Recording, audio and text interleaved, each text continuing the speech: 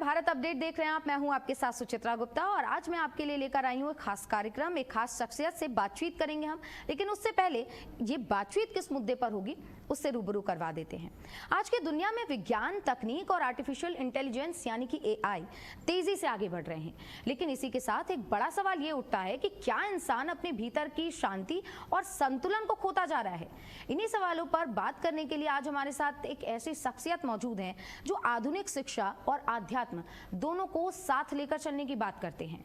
आज की इस खास बातचीत में हम जानेंगे कि उनके जीवन की यात्रा, महर्षि महेश योगी जी से मिले अनुभव, युवाओं के लिए ध्यान की अहमियत और भारत के भविष्य को लेकर उनका नजरिया क्या है। बहुत बहुत स्वागत करिए। हमारे साथ मौजूद है अजय कुमार श्रीवास्तव जी और ये महर्षि यूनिवर्सिटी के चांसलर हैं। बहुत बहुत स्वागत है सर आपका भारत अपडेट पर। नमस्कार। तो ठीक है सर, अब सवालों से ही शुरुआत करेंगे। आप एक आधुनिक विश्वविद्यालय के चांसलर हैं और विज्ञान की अगर हम बात करें, लेकिन शुरुआत से हम यही कहेंगे कि आपके जीवन में वो कौन सा मोड़ था जब आपकी रुचि अध्यात्म की ओर ज़्यादा बढ़ गई? ऐसा है सुचित्रा जी, अध्यात्म तो अपने देश में बचपन से ही रहता, सभी के साथ रहता है, कौन कितना उसको अडॉप्ट करता है। हमारा संपर्क, चूँकि हमारे परिवार का संपर्क महर्षि जी के साथ था, महर्षि महेश योगी जी के साथ था।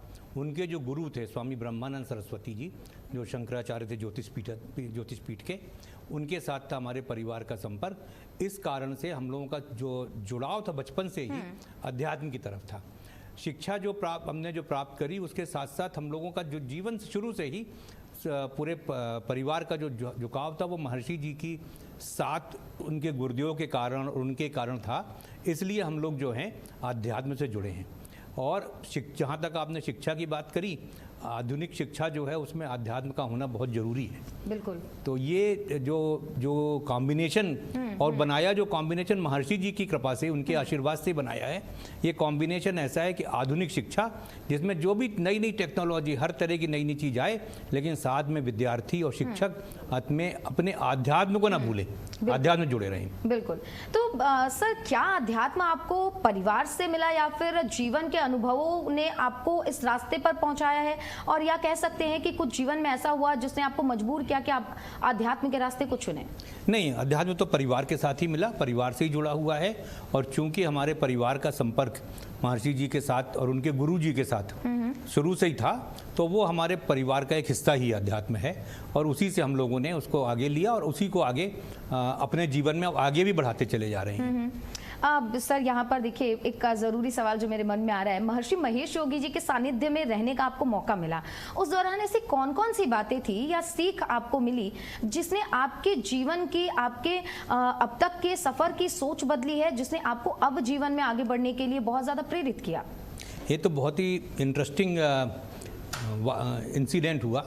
महर्षि महेश योगी जी के साथ तो हम लोग बचपन हमारे पिताजी के कारण, हमारे ग्रैंडफादर के कारण जुड़े हुए थे, गुरुदेव के साथ और उससे महर्षि जी के साथ। लेकिन इंसिडेंट ये हुआ कि जब हमने अपनी बीएससी की पढ़ाई पूरी करी, फिर हम पढ़ने के लिए अमेरिका गए, तो वहाँ जब हम पढ़ रहे थे, फिर महर्षि जी से उसके पहले से संपर्क था, तो बीच में ये आया कि आध्यात्म जो है वो कहाँ तक है और साइंस कहाँ तक है, विज्ञान कहाँ तक है। बिल्कुल। जो हमारे ग्रंथों में, हमारे पुरातन ग्रंथों में जो बात कही गई है आध्यात्म के बारे में, चेतना, कॉन्शियसनेस के बारे में, वो जो चीज़ें ऐसी कही गई हैं जिनको यदि हम जोड़ना चाहें साइंस से तो जोड़ते हैं, लेकिन कैसे जोड़ पाते हैं कि हमको अपने उस अध्यात्म का अनुभव करना पड़ता है अपनी चेतना में ला करके, और फिर उसको अपने जो ग्रंथ हैं उनसे उनको मिलाना पड़ता है कि ये जो हमने अनुभव किया ये हमारे ग्रंथों में कहाँ समझाया गया है। और यदि मिलान होता है तो इसका मतलब साइंस का और अध्यात्म का दोनों का कहीं ना कहीं कनेक्शन हो रहा है।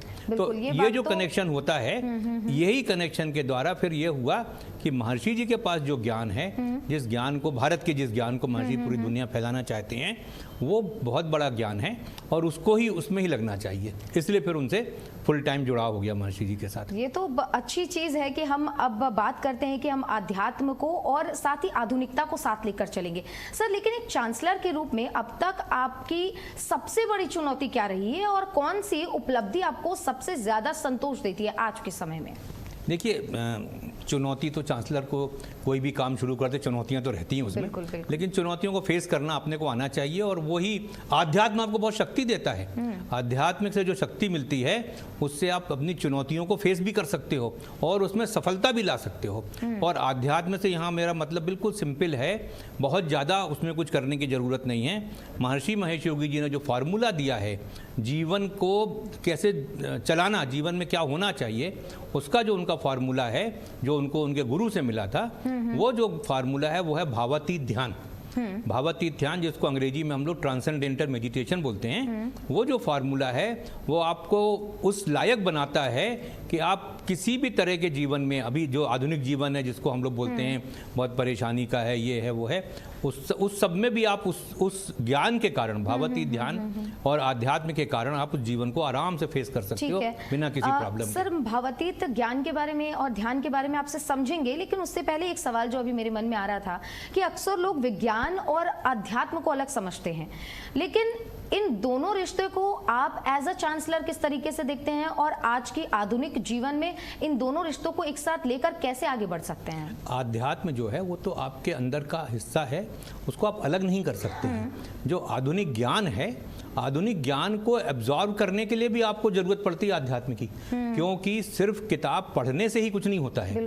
हम अपने विद्यार्थियों को जब हम किताब पढ़ाते हैं किसी भी गणित की, विज्ञान की, उसकी फिजिक्स की, केमिस्ट्री की, लेकिन साथ साथ यदि हम उनका अपलिफ्टमेंट ऑफ कॉन्शियसनेस नहीं करेंगे, चेतना का विकास नहीं करेंगे, जो कि आध्यात्म का हिस्सा है, आध्यात्म के द्वारा ही चेतना का विकास होता है। तो चेतना का जब तक विकास नहीं करेंगे तो जो किताबी ज्ञान विद्यार्थी ने पढ़ा है उसके लिए बहुत ज़्यादा उपयोगी नहीं होगा। बिल्कुल। हमारा उद्देश्य हमेशा ये होता है, हम लोग जैसे हमारी यूनिवर्सिटी स्कूल हैं, हमारा उद्देश्य ये होता है कि हमारे विद्यार्थी का सर्वांगीण विकास हो। सर्वांगीण विकास के साथ पढ़ाई के साथ साथ उसका आध्यात्मिक विकास ऐसा हो कि वो अपने जीवन में हमेशा तनाव मुक्त होकर रहे जीवन। बिल्कुल, यही सवाल सर मेरा होने वाला था, क्योंकि आजकल के जो युवा हैं वो बहुत जल्दी तनाव में आ जाते हैं, अवसाद का शिकार हो जाते हैं, नई नई घटनाएं रोज सामने आती है, आत्महत्या की, कभी परेशानी की, कभी डिप्रेशन की। आपने अभी थोड़ी देर पहले भावातीत ध्यान का जिक्र किया था, क्या भावातीत ध्यान सच में मददगार हो सकता है? और ये भावातीत ज्ञान क्या है, ध्यान क्या है, इसे जरा आसान तरीके से समझाइए ताकि जो युवा, जो परिवार के लोग, अभिभावक हमारे साथ जुड़ रहे हैं वो इसे आसानी से समझ सके और बच्चों के जीवन में इसे ढाल सके, उतार सके, ताकि इससे उन्हें भी फायदा मिल सके। भावातीत ध्यान जो है बहुत ही सरल और सहज ध्यान की प्रक्रिया है और ये हर व्यक्ति के लिए, मैं तो कहूँगा स्टूडेंट नहीं, विद्यार्थी के अलावा हर व्यक्ति के लिए उपयोगी है। उपयोगी कैसे है? ये बहुत सरल, भावातीत ध्यान की प्रक्रिया बहुत सरल है और करते क्या आप ध्यान के द्वारा जितने भी और चेंजेस हों बॉडी के, वो शरीर के, मन के, उसके अलावा सबसे बड़ा जो चेंज होता है वो होता है तनाव की मुक्ति। मन जो है तनाव से मुक्त होता है, स्ट्रेस जिसको बोलते हैं अंग्रेजी में, स्ट्रेस जो है कम होता है। तो विद्यार्थी जो किसी तरह के प्रॉब्लम में अभी आ जाते हैं, तरह तरह के उसमें फंस जाते हैं, वो क्योंकि उनका जो तनाव उनके मन में जो है, उस तनाव को दूर करने का उनके पास कोई साधन नहीं है। हमारी जो पढ़ाई, आजकल की जो पढ़ाई, स्कूलों की पढ़ाई, कॉलेज यूनिवर्सिटी की पढ़ाई है, वो विद्यार्थियों को उस स्तर पे नहीं पढ़ाती है कि उनके तनाव ना बढ़े, उनका तनाव से मुक्ति हो, उस स्तर पे नहीं जाते हैं। वो हमेशा पढ़ाई में ध्यान देते हैं। स्कूल जितने भी हैं वो सब पढ़ाई में ध्यान देते हैं कि हमें विद्यार्थी के 99% में आ जाएं, लेकिन ये ध्यान नहीं देते कि 99% प्राप्त करने के लिए उस विद्यार्थी ने कितनी मेहनत करी, कितना, और उसके परिवार वालों ने, माता पिता ने भी मेहनत करी, और उससे कितना स्ट्रेस उनके मन में आ गया है। उस स्ट्रेस के कारण, उस दबाव के कारण व्यक्ति जो है, विद्यार्थी जो गलत तरीके की बात सोचने लगता है। यदि हम उस तनाव को, विद्यार्थी को तनाव से मुक्त कर देंगे तो उसका जो ज्ञान है और जो उसको सफलता प्राप्त होनी है और अच्छे से और जल्दी से प्राप्त कर लेगा। जाहिर बात है कि अगर परिवार वाले साथ देते हैं तो किसी भी अगर हम क्षेत्र में रहे तो सफलता जरूर मिलती है। पर सर, ये भावातीत ध्यान है क्या? इसे हम कैसे कर सकते हैं? कैसे अपने स्ट्रेस से, अपने तनाव से मुक्त हो सकते हैं? और एक सवाल जो मेरे मन में है कि क्या इसकी शुरुआत महर्षि महेश योगी जी ने ही की थी? जो भावातीत ध्यान है ना, ये महर्षि महेश योगी जी ने करीब 1950 के दशक में अपने गुरुदेव, उनके गुरुदेव थे स्वामी ब्रह्मानंद सरस्वती, जो शंकराचार्य थे ज्योतिष पीठ के, उनके आशीर्वाद से महर्षि जी ने इस ध्यान की पद्धति को पूरे दुनिया में फैलाया। अपने गुरुदेव के आज्ञा से, गुरुदेव ने आज्ञा दी कि ये जो भावातीत ध्यान भारत की ज्ञान है, इसको पूरे देश में, पूरी दुनिया में तुम फैलाओ। और उनका जो उसका उद्देश्य था वो था दुख विहीन समाज, ऐसा समाज, ऐसे लोग जहाँ लोगों को दुख ना हो, लोग सब सुखी रहें, आनंद में रहें, ब्लेस में रहें, ये उनका उद्देश्य था। तो महर्षि जी ने उस उद्देश्य से भावातीत ध्यान को पूरी दुनिया फैलाया। भावातीत ध्यान की एक बहुत ही सरल पद्धति है। इसको सीखने में कुल 5 दिन लगते हैं। वो भी आपको कहीं रह के नहीं सीखना है, आपको करीब 1 से 1.5 घंटा रोज 5 दिन कंटिन्यूअस आपको भावातीत ध्यान के जो शिक्षक हैं, इसके स्पेशलाइज शिक्षक बनाए गए हैं, जो महर्षि जी के द्वारा जो कोर्स बनाया गया है, उस कोर्स से द्वारा वो शिक्षक बनते हैं, उस कोर्स को पास करके। और वो शिक्षक जो हैं वो भावातीत ध्यान सिखाते हैं। 5 दिन की प्रक्रिया में उसको सिखाया जाता है। फिर आपको उसमें सिखाया जाता है कैसे आपको भावातीत ध्यान करना है, और फिर आप अपने घर में अपने हिसाब से भावातीत ध्यान 20-25 मिनट शाम को, 20-25 मिनट सुबह आप करें। उसके लिए आपको किसी प्रकार की लाइफ स्टाइल चेंज नहीं करनी है, कोई आपको जीवन में कोई अपना बदलाव नहीं लाना है, कोई ना कोई दिनचर्या में बदलाव लाना है। आपको खूब आराम से, जिसमें आपको सुख मिले, उस आसन को हम लोग बोलते हैं सुखासन, जिस आसन में सुख मिले उस आसन में बैठ करके आपको जो पद्धति बताई गई आपके शिक्षक के द्वारा, ध्यान के शिक्षक के द्वारा, उस पद्धति से 20 मिनट। सर आजकल के ज़माने की अगर हम बात करें तो युवा खासकर, और आजकल तो ऐसे भी है कि फ़ोन में जब हमें डेटा मिल जाता है तो हम फ़ोन पर अपना समय ज़्यादा बिताते हैं, ना कि इन सारी बातों पर ध्यान देते हैं, जिसकी वजह से स्ट्रेस काफ़ी बढ़ता जा रहा है। ऐसे में उस प्रक्रिया से, उस दिनचर्या से बाहर निकलकर ध्यान की ओर आगे बढ़ना थोड़ा आजकल के युवाओं के लिए मुश्किल होता जा रहा है। इससे हम कैसे बच सकते हैं? नहीं, बच्चों को, विद्यार्थियों को, युवाओं को समझाना पड़ेगा कि आपके जीवन के लिए एक अच्छी चीज़ कैसे है। भावातीत ध्यान एक ऐसा ध्यान की पद्धति है जिसमें पूरी दुनिया में सबसे ज़्यादा रिसर्च की गई है वैज्ञानिकों के द्वारा भावातीत ध्यान के ऊपर, और भावातीत ध्यान से क्या बेनिफिट्स हैं उसके ऊपर सबसे ज़्यादा रिसर्च इसी ध्यान की पद्धति पे हुई है। और हर जगह यही पाया गया है कि ध्यान करने से चूंकि स्ट्रेस कम होता है, तनाव कम होता है मन में, तो उसके बाद जो बच्चों की, विद्यार्थी जो भी ध्यान करता है उसकी क्रिएटिविटी बढ़ती है, उसको कंसंट्रेशन भी बढ़ता है, उसका, हाँ, उसकी काम, जो भी काम वो कर रहा है। तो एक बार यदि हम अपने विद्यार्थियों को इस तरफ आकर्षित करते, युवा को अपनी तरफ इस तरफ आकर्षित करेंगे, तो वो अपना 20 मिनट का समय मांग रहे हैं, ज़्यादा तो नहीं कह रहे ना। आपके पास 24 घंटे का समय होता है, 5-6 घंटे, 8 घंटे आप सोने में लगाते हो, बाकी तो खाली समय आपका है। तो उसमें से 20 मिनट सुबह, 20 मिनट शाम, मतलब 1 घंटे से कम समय भी आपको अपने लिए लगाना है। जाहिर बात है, अगर हम तनाव में रहते, ओवरथिंक करते, उसमें घंटों बिताने से तो बढ़िया है कि हम दिन का 30 से 40 मिनट खुद के ऊपर ध्यान पे लगा दें। सर एक चीज और भी है कि आपका बचपन काफी समय महर्षि जी के साथ में बीता, उनके सानिध्य में बीता। आज जब आप पीछे मुड़कर देखते हैं तो उस समय में, उस समय के बीतने के दौरान क्या वो चीज़ है जो आपको सबसे ज़्यादा याद आती है? हम तो हमेशा यही बोलते हैं कि हम लोग का सौभाग्य था कि इस युग में जन्म लिया जब महर्षि जी से हमारा संपर्क हो सका। क्योंकि देखिए, लाखों करोड़ों साल से दुनिया चल रही है और चलेगी। आप कब जन्म लेते हो ये तो आपके भाग्य के ऊपर है। तो ऐसे समय में आपने जन्म लिया जब आपका संपर्क एक ऐसे महापुरुष, महात्मा, संत, जो भी बोलना चाहें, उनसे हुआ जिनके पास इतना सरल फार्मूला था कि जीवन को सुखमय कैसे बनाना है, तनाव के बिना जीवन कैसे बिताना है, सफलता का राज क्या है। जीवन में सफलता प्राप्त करने के लिए जो राज है वो यही है कि यदि आप तनाव मुक्त मन से कोई काम करेंगे। इसका बड़ा अच्छा उदाहरण मैं देता हूँ लोगों को समझाने के लिए कि अभी तो खैर अच्छा मौसम हो गया, जब ठंड के मौसम में आप देखते दिल्ली में कोहरा छाया रहता है बहुत ज़्यादा। आप अपने घर से निकलते तो पता नहीं रास्ता इधर जा रहा है कि इधर जा रहा है। फिर जब कोहरा खत्म हो जाता है तो फिर आपको रास्ता साफ दिखता है। तनाव जो है वो आपके मन को बिल्कुल इसी तरह से कर देता है, वो आपके मन को ढांक देता है बिल्कुल। तो आप सही चीज़ सोच नहीं सकते हो, सही डायरेक्शन में निर्णय नहीं ले सकते हो। आपको कोई काम करना है तो आप चूंकि तनाव में हो तो आप सही डिसीजन नहीं ले पाते हो। परीक्षा है मान लो विद्यार्थी की, तो चूंकि तनाव में है तो वो पढ़ाई ठीक से नहीं कर पाएगा तो परीक्षा नहीं दे पाएगा, फिर उसको और तनाव बढ़ेगा कि हमारे नंबर अच्छे नहीं आएंगे। तो सबसे अच्छा तरीका है कि पहले अपने को तनाव मुक्त करो, भावातीत ध्यान के द्वारा अपने मन के अंदर जो कोहरा जमा हुआ है उसको दूर करो, और उसके बाद फिर आप जो भी काम आप करो सफलता। तो जाहिर है इससे, देखिए जो भी दर्शक हमें देख रहे हैं, सुन रहे हैं, आपके घर में बच्चे हैं, बुजुर्ग हैं, ये उम्र का तकाजा, इसमें हम नहीं कह सकते कि उम्र लग जाएगी और इस उम्र के बच्चे कर सकते हैं या बूढ़े कर सकते हैं। ध्यान एक ऐसी प्रक्रिया है जिसको सब कोई फॉलो कर सकता है। ध्यान करने से आप तनाव मुक्त भी रहेंगे।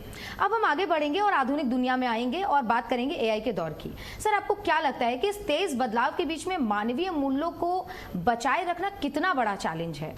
देखिए, मानवीय मूल्य तो समय के साथ बदलते भी रहते हैं। ऐसा नहीं है कि जो सिद्धांत 200 साल पहले थे वो भी आज वही आज होंगे।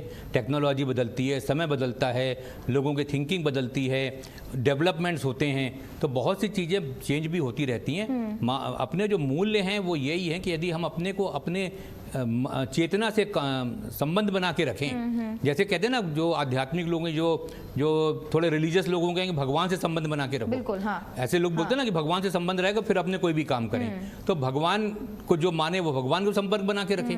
वो उसका तरीका क्या है कि अपने अंदर ही तो है। सब जगह हर धर्म में कहा गया भगवान तो आपके अंदर ही है। तो आपको अपने अंदर जो आपकी शक्ति है उसी से संपर्क बना के रखना है।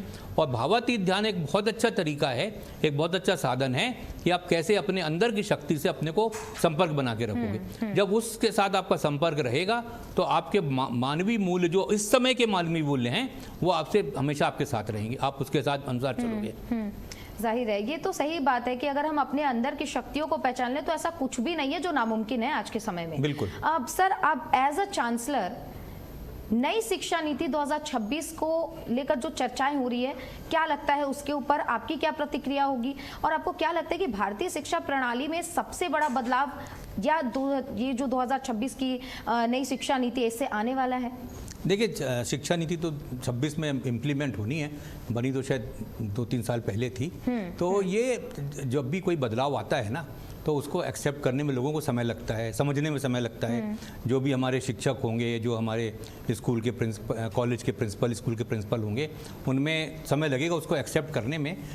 शिक्षा नीति में कोई बहुत ज़्यादा ऐसा कोई बुराई नहीं है कि जिसके बारे में लोग क्रिटिसाइज़ करें। कोई अच्छी चीज़ है, उसमें बहुत सी अच्छी चीज़ें हैं। और जो कुछ ऐसे बदलाव की आवश्यकता होगी वो किया जाएगा। जो एक चीज़ मेरे को लगती है जो कि इस शिक्षा नीति की नहीं है, ये हमारे फंडामेंट जो स्कूल लेवल की शिक्षा उसके बारे में है, जो इसके बारे में कह सकते हैं कि थोड़ा उसमें कमी है, उसको सुधारना पड़ेगा। आजकल के जो एग्जामिनेशन होते हैं विद्यार्थियों के स्कूल लेवल के स्पेशली, वो उसमें बहुत कम बच्चों को मौका मिलता है कि अपनी बात को लिख करके एक्सप्रेस करें। क्योंकि एक होता है कॉग्निशन, हम एक चैप्टर पढ़ते हैं किताब का, उसको पढ़ के समझते हैं, समझने के बाद यदि हमसे कहा जाए कि उसको एक्सप्रेस करो तो हम अपने शब्दों में लिखेंगे उसको। तो वो चीज़ की कमी आ गई है। क्योंकि अब आजकल के जो एग्जामिनेशन भी हो रहे हैं वो मल्टीपल चॉइस क्वेश्चन ज़्यादा होते हैं कि आप 4 में से 1 टिक कर दो। और उसमें लोगों को 100% नंबर मिल जाते हैं। अच्छा है, अच्छी बात है, बुराई नहीं है। लेकिन जो कॉग्निशन था जो सब्जेक्ट का, वो तो हमने कॉग्नाइज किया नहीं, क्योंकि हमने उसको एक्सप्रेस, क्योंकि आपको पढ़ना है, समझना है, फिर उसको एक्सप्रेस भी करना है। तो वहाँ पे कमी आ जाती है। सुने अपने परिवार वालों से कि जब आप कुछ याद करते हैं तो उसको आप लिखिए। अब आप लिखेंगे तो वो आपके दिमाग पे अंकित हो जाता है, इससे क्या आप भूलेंगे नहीं। लेकिन जाहिर बात है, जैसे कि आपने जिक्र किया, ये पद्धति धीरे धीरे खत्म होती जा रही है। तो अपने को उस पर वापस लाना है कि जो भी विद्यार्थी पढ़ें, क्योंकि बीच में तो एक बहुत खराब समय आया था शिक्षा का, जिसमें यह था कि 8वीं तक तो किसी को रोकना ही नहीं, सबको पास करना है। बिल्कुल, बिल्कुल। और उसका कारण जो दिया हमारे जो उस समय के विद्वान, जो इसमें जो लोग थे इंचार्ज, उन्होंने कारण दिया क्योंकि विद्यार्थियों में तनाव पड़ता परीक्षा देने से। अरे तनाव पड़ता है तो तनाव दूर करने के दूसरे साधन है ना, ध्यान करो, तनाव दूर होएगा। ये कहना कि तनाव पड़ता है तो परीक्षा ही मत दो, ये तो गलत बात है ना। आप उसमें हुआ क्या, मैंने खुद अनुभव किया, हुआ क्या कि 9वीं क्लास के बच्चे के पास जब आप जाओगे कि तो एक एप्लीकेशन लिख दो, तो हिंदी में एप्लीकेशन लिखना बच्चों को नहीं आता। हिंदी में चिट्ठी लिखो टीचर को कि हमें छुट्टी चाहिए, या हमको वो चाहिए आर्थिक सहायता चाहिए। लिख नहीं सकता बच्चा, 9वीं क्लास का बच्चा। तो ये जो चीज इसको सुधारना है अपने को। हमने एक कहावत बहुत बचपन से सुनी है कि सोना जितना तपता उतना निखरता है। लेकिन आजकल ऐसी स्थिति हो गई है कि आप बिल्कुल सही कह रहे हैं कि पद्धति वो खत्म हो गई है जहां पर हम लिखकर अपने भाव को एक्सप्रेस करते हैं। अब सर थोड़ा सा इससे आगे चलेंगे और मैं आपसे पर्सनली जानना चाहती हूँ कि आपके लिए शांति का क्या मतलब है। आपको पहाड़ों पर जाकर सुकून मिलता है, आप समुद्र के पास जाते हैं तब आपको ज्यादा सुकून मिलता है, या ध्यान का एकांत आपको सबसे ज्यादा सुखद महसूस होता है? सबसे ज्यादा सुखद कहीं भी रहें आप, पहाड़ में रहें, शहर में रहें, समुद्र में रहें, जहां आप अपने चेतना को से संपर्क बनाओगे मन के अंदर जाकर के ध्यान के द्वारा, वहीं सबसे ज़्यादा सुकून आपको मिलेगा। उसका तरीका, उसका एक थोड़ा सा 2 मिनट लेके आपको भी समझाता हूँ कि ध्यान से होता क्या है। ध्यान में करने से जैसे आपकी 3 चेतना की स्थिति जो हम लोग अनुभव करते हैं, जागृत, स्वप्न, सुषुप्ति, जागने की, स्वप्न देखने की और सोने की, ये हम सब अनुभव करते हैं। लेकिन भावातीत ध्यान करने से क्या होता है, चेतना की, इसके अलावा 4 स्थितियां और है चेतना की। तो भावातीत ध्यान करने से क्या होता है, चौथी स्थिति चेतना की, उस पे संपर्क में आप आते हो। और जिसको हमारे ग्रंथों में, किताबों में समझाया गया है कि आत्मा का आनंद का सागर है वो, इसको आत्मानंद का सागर कहा गया है, वो हमारे अंदर ही है, आनंद का सागर है वो। तो जब आप उसके संपर्क में आते हो भावातीत ध्यान के द्वारा, जिसको चेतना की चौथी स्थिति कहते हैं और उसको भावातीत चेतना बोला जाता है, तभी महर्षि जी के ध्यान का नाम भावातीत ध्यान रखा गया है। इस ध्यान करने से आप भावातीत चेतना में पहुंच जाते हो, या जिसको चौथी चेतना भी कहते हैं, कई लोग उसको परा की चेतना भी बोलते हैं। तो उस स्थिति में जब आप पहुंच जाते हो तो आप जो उस आनंद का जो ब्लिस भरी हुई ना, अपने अंदर जो आनंद भरा है आत्मा के साथ, उसके साथ संपर्क होता है। और फिर जब उसका अनुभव हो गया तो फिर पहाड़ और समुद्र में तरफ नहीं जाओगे आप। बिल्कुल, तो फिर आप खुद को बंद कमरे में एकांत में ही ज्यादा आप खुश महसूस करेंगे। अब सर, एक लंबा आपके पास अनुभव है, इस अनुभव के बीच में मैं आपसे ये जानना चाहती हूँ कि ऐसी कौन सी किताब रही आपके जीवन में जिसने आपकी सोच पर या जिंदगी पर गहरा असर डाला हो? देखिए, किताब तो अपने बहुत ग्रंथ, अपने जो पुराने प्राचीन ग्रंथ हैं, किताबें बहुत हैं, लेकिन जो असली जो किताब यदि किसी को पढ़नी हो, अपने आज के ज़माने में यूथ को भी कुछ पढ़नी हो, तो एक बहुत सरल किताब है, वो है अपनी भगवद गीता, जिसको भगवान ने जब अर्जुन को उपदेश दिया था। तो हमारा तो ये मानना, महर्षि जी का ये मानना है कि जितना भी हमारा ज्ञान है वेद का, पुराण का, वो सब ज्ञान का सार जो है वो गीता में है। गीता में है, जो भगवान ने गीता में अर्जुन को उपदेश दिया, हमने 18 अध्याय में उसको लिपिबद्ध किया गया है। वो जो ज्ञान है वही सारा ज्ञान पूरे ग्रंथों का ज्ञान का जो जैसे पॉकेट एडिशन बोला जाए ना, कि बड़ी बड़ी किताबें होती हैं उसके पॉकेट एडिशन निकलते हैं, वो गीता है। तो गीता एक ऐसा ग्रंथ मानना चाहिए, ऐसी किताब माननी चाहिए जो कि आपको पूरा ज्ञान दे सकती है। और जो कि आज के यूथ आपको होगे कि हम इतने तो नहीं पढ़ सकते, 4 वेद 18 पुराण, इतनी स्मृतियाँ, ये वो हम नहीं पढ़ सकते, तो आप गीता तो पढ़ सकते हो, 18 अध्याय हैं। बिल्कुल, क्योंकि हमने सभी ने सुना है और बचपन से ही हमारे घरों में भी बताया जाता है कि श्रीमद् भगवद गीता में हमारे हर सवाल का जवाब होता है। लेकिन फिर वही, क्योंकि हम ज़्यादा टाइम स्क्रीन को दे रहे होते हैं, तो हमें ये नहीं पता चलता कि आखिर हमें करना क्या है। हमें अपने जीवन के जो सवाल है, हमारे मन में जो द्वंद्व चल रहा है, दिमाग में जो इतने सवाल है, इन सब का जवाब हमें कहाँ मिलेगा। लेकिन इसका जवाब है श्रीमद् भगवद गीता में। अब सर, मैं आपसे और एक चीज़ समझना चाह रही थी, क्योंकि आपने एक लंबा समय भी बिताया है महर्षि महेश योगी जी के साथ में, वो क्या सीख उनसे आपने ग्रहण की जो आज के समय में, आधुनिकता के समय में आप अभी भी नहीं भूले हैं, और उस सीख के जरिए आप निरंतर आगे बढ़ते जा रहे हैं? महर्षि जी का बहुत क्लियर सिद्धांत है कि हमारे पास जो ज्ञान है, हमारे देश का जो ज्ञान है, जो पुरातन ज्ञान है हमारे देश का, उसके द्वारा पूरे विश्व में शांति और समृद्धि लाई जा सकती है। जितने जो भी तरीके शांति और समृद्धि के लोगों ने अपनाए हैं और उसमें सक्सेसफुल नहीं हुए हैं, शांति के में तो बिल्कुल सक्सेसफुल कोई भी तरीका अभी तक विश्व शांति की तरफ नहीं आया है। लेकिन भारत के पास ऐसा ज्ञान है जिसके द्वारा यदि उसको सही ढंग से अपनाया जाए तो पूरी दुनिया में शांति स्थापित की जा सकती है। ये ज्ञान सिर्फ भारत के पास है और इसको महर्षि जी ने कई बार अपने ढंग से उसके ऊपर एक्सपेरिमेंट करके प्रूव किया है कि ये संभव है। क्यों कैसे संभव है कि भावातीत ध्यान करना तो एक बात है, जैसे आप अकेले भावातीत ध्यान करें, आपके परिवार के 5 लोग मिलके करें, या बड़ा ग्रुप इकट्ठा हो जाए कहीं मोहल्ले में या किसी एरिया में जहां 50 लोग, 100 लोग, 150 लोग, 1000 लोग एक साथ बैठ के ध्यान करें। तो वैज्ञानिकों ने ये पाया है कि जब अकेले ध्यान करते हैं तो आपके शरीर में तरह तरह के चेंजेस आते हैं जिसको वो लोग नाप लेते हैं, जैसे ब्रेन वेव कोहेरेंट हो जाती हैं, आपके ऑक्सीजन कंजम्पशन, स्किन रेजिस्टेंस, ये सब नापते हैं, हार्ट रेट नापते हैं, और वो सब पॉजिटिव पाते हैं भावातीत ध्यान करने से। इसके साथ साथ उन्होंने कुछ ऐसी रिसर्च भी करी कि जब कई लोग एक साथ बैठ के ध्यान करते हैं, यदि 500 लोग, 1000 लोग एक साथ बैठ के ध्यान करते हैं, तो उससे कुछ ऐसी तरंगें वातावरण में जाती हैं जिसकी पॉजिटिविटी बढ़ती है, सकारात्मकता बढ़ती है समाज में। तो यदि सकारात्मक समाज होगा तो फिर नेगेटिविटी खत्म हो जाएगी। जब नेगेटिविटी खत्म होगी तो लड़ाई झगड़ा खत्म हो जाएगा। बिल्कुल बिल्कुल।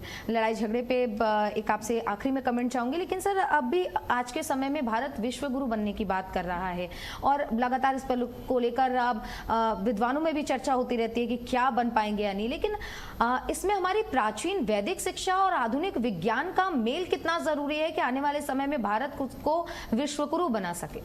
देखिए, भारत को विश्वगुरु बनना नहीं, भारत तो विश्वगुरु है ही। इसलिए है कि और किसी देश के पास या किसी देश के पास इतनी पुरानी संस्कृति नहीं है, इतना पुराना ज्ञान नहीं जितना अपने पास है। डॉक्यूमेंटेड ज्ञान हमारे पास है। हमारे देश में अभी भी इस तरह के उपलब्ध हैं, किताबें वगैरह उपलब्ध हैं जिसमें सारा ज्ञान है। तो विश्वगुरु बनने के लिए कोई परीक्षा नहीं पास करनी पड़ती है। यदि आपके पास ऐसा ज्ञान है जिससे आप लोग पूरे विश्व में शांति और समृद्धि दे सकते हो लोगों को, तो फिर आप विश्वगुरु बन गए। उसमें क्या करना? गुरु का काम क्या होता है? अपने शिष्य को सुखी रखना, उसको शिक्षा देना और उसको शांति देना। तो वो तो हम कर ही सकते हैं, भारत के पास तो वो ज्ञान ही। जाहिर बात है सर, जब विश्वगुरु बनने की बात होती है और आप कहते हैं कि विश्वगुरु का मतलब यही होता है कि आप प्राचीनतम अपने संस्कारों को, अपने परंपराओं को लेकर चलिए और दुनिया में भी शांति रखिए। दुनिया की शांति की बात करें तो मिडिल ईस्ट में इस वक्त युद्ध चल रहा है, आपने स्थिति देखी है। इस पर आपका एक कमेंट क्या होगा? क्योंकि भारत जहां पर अभी भी स्थिरता बरकरार है, उधर बाकी के 18-15 देश आपस में लड़ रहे हैं। तो यही तो एक विश्वगुरु की वो है कि हमारे पास ऐसा ज्ञान है कि हमको दोनों पार्टी को हम समझा सकते हैं कि आपको लड़ाई जो आपने करी है उसका वो सही तरीका नहीं है। सही तरीका क्या है कि लोग आपस में बैठ करके बातचीत के द्वारा कोई भी समस्या का समाधान हो सकता है और उसके बाद अपने को स्थिरता बनाए रखने के लिए, उस शांति को स्थिर बनाए रखने के लिए लोगों को अपने मन के द्वारा अपने अंदर शांति लानी पड़ेगी। अपने मन के अंदर आप शांति ले आएंगे तो अपने आप समाज में शांति आ जाएगी। जाहिर बात है। सर, क्योंकि आपके पास एक लंबा अनुभव भी है, मुझे यकीन है कि जैसे 2014 के पहले, जब से केंद्र में अब बीजेपी की सरकार है 2014 के बाद से, और अब 2026 का समय, भारत में युवाओं को बहुत बढ़ाने की कोशिश की गई। स्टार्टअप्स बहुत ज्यादा भारत के पास है। तो स्टार्टअप के लिए सबसे बड़ा अवसर अगर हम कहें तो आप कहां देखते हैं? क्योंकि भारत लगातार कोशिश कर रहा है, भारत सरकार लगातार कोशिश कर रही है कि हम सिर्फ 9 to 5 की नौकरी तक ना टिके, बल्कि हम खुद का कुछ स्टार्टअप करें ताकि हम अन्य लोगों को भी जॉब्स दे सके, उनके जीवन को भी बेहतर बना सके। सबसे बड़ा अवसर आपके मुताबिक कहां?